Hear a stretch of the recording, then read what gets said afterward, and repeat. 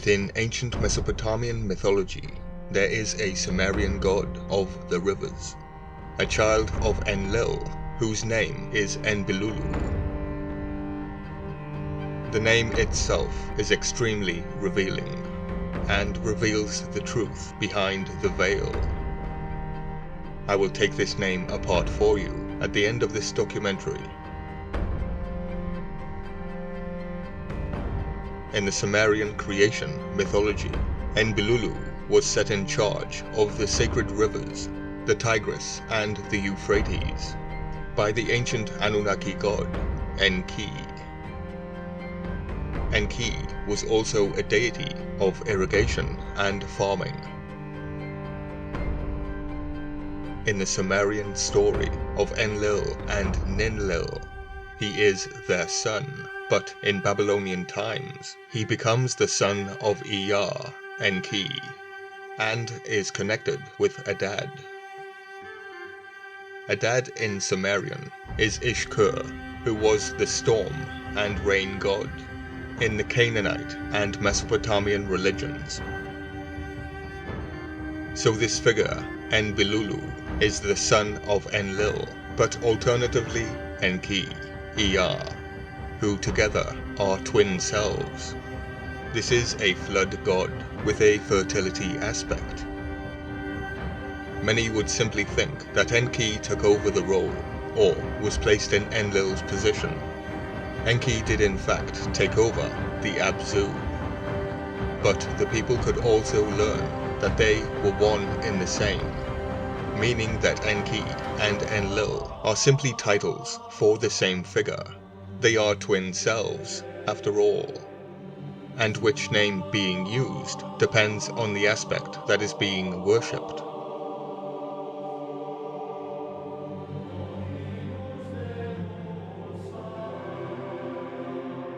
But this is a god of war and fertility. But war comes first. So even the terms, a god of war and fertility, can mean the gods Enlil and Enki. The War of the Roses can also have this symbolic meaning. Enlil, war, Enki, roses, which is also a symbol of Ishtar.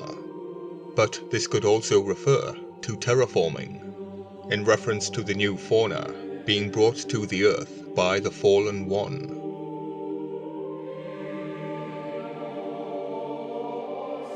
In the Enuma Elish, the Babylonian creation story, Enbilulu is said to know the secrets of water, and the secret may be Hydra, and we may be drinking it.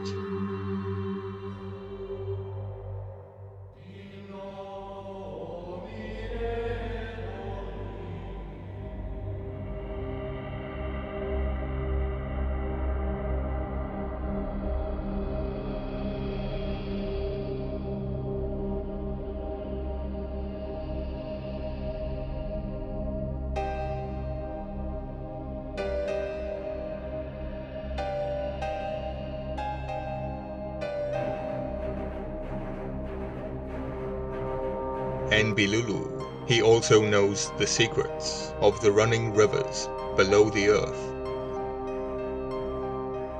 There is said to be more fresh water inside the earth than there is on the surface, and this would relate to the zodiac sign, the rivers of the underworld, known as Huber or Zuber, and Zuber referring to Ares, the god of war.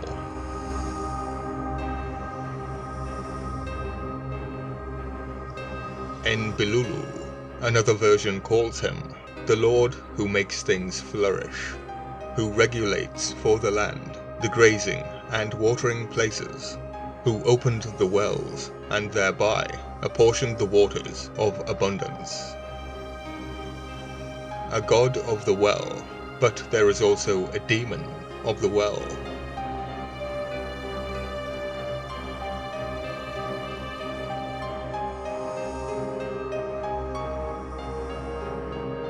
Various translations of the Enuma Elish attribute as many as 3 separate aspects of divinity to Enbilulu, which would be one god with 3 aspects. And what are the chances of that? They include the name Epadun, the Lord who sprinkles the field, who knows the most subtle geometries of the earth. That could also refer to crop circles, which I do not think are coming from the skies, but instead they are frequencies from inside the earth, like a geometrical projector, and this may be how you power a city inside the earth. Just a thought, but based on logic and science.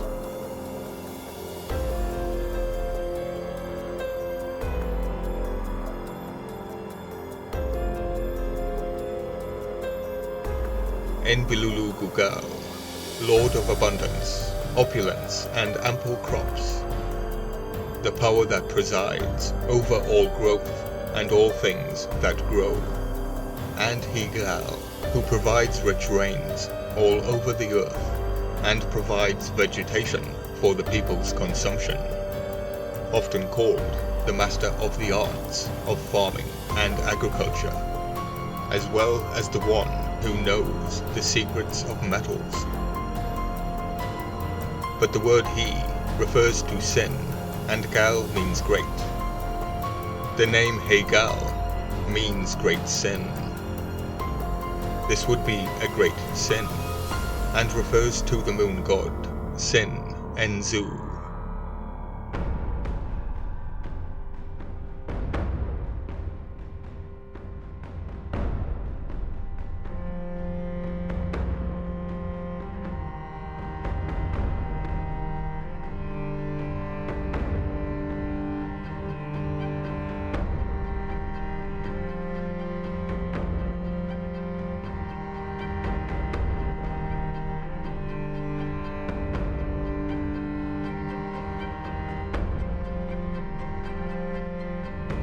Fertility brought by the comet, the chariot of the fallen one. For further reading, see Michael Jordan. No, not that one. Michael Jordan, Encyclopedia of Gods, 2002. I will now take apart the name Enbilulu. En, Ensi, and Lugal are 3 terms with one meaning. A triune. By means its, and is the 3rd inanimate. This would be the spirit.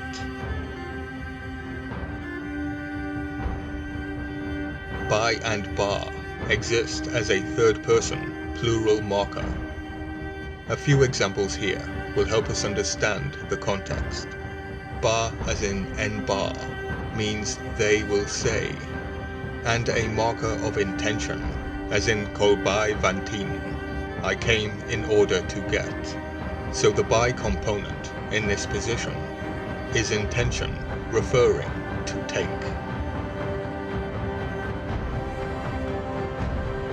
Lu, as in Lugal. Literally, the term means big man. In Sumerian, Lu is man, and Gal is great or big.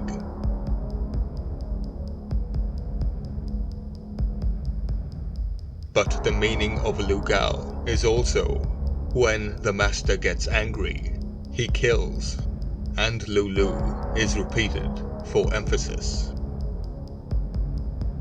So you can believe his intention is great, but you would have to completely ignore that when the master gets angry, he kills. Not once, but thrice.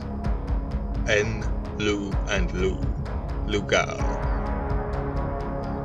In translation, the words are specifically in reference to the god in question, and this is a child of Enlil, the king and father of demons. So not forgetting that, Enbilulu can mean, when the master gets angry, he kills. Its intention is to take. When the master gets angry, he kills. When the master gets angry, he kills. Repeated for emphasis.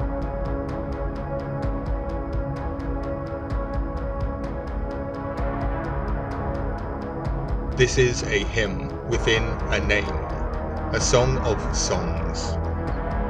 The names and temples are mooring ropes to Enlil, a connection, and simply by saying the name, it becomes a song of lamentation, the power of Zu, the voice, the tooth, and this is in relation to keeping something dormant.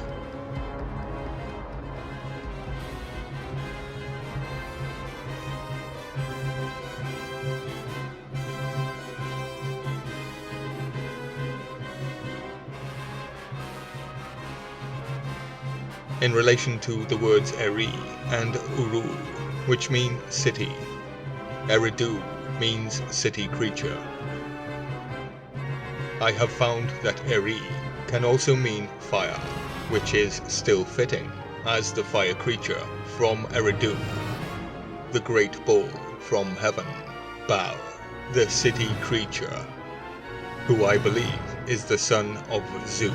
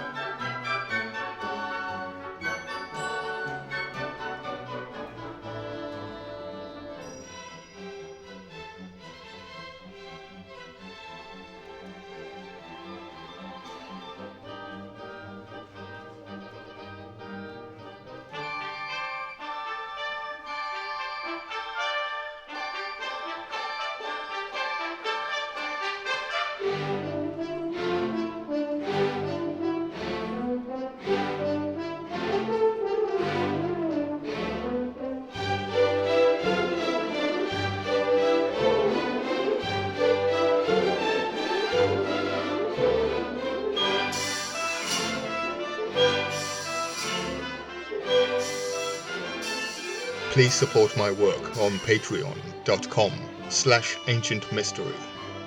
As speaking the truth and looking under the veil, well, it's just not good for business, is it? I would rather have you as the wind beneath my wings,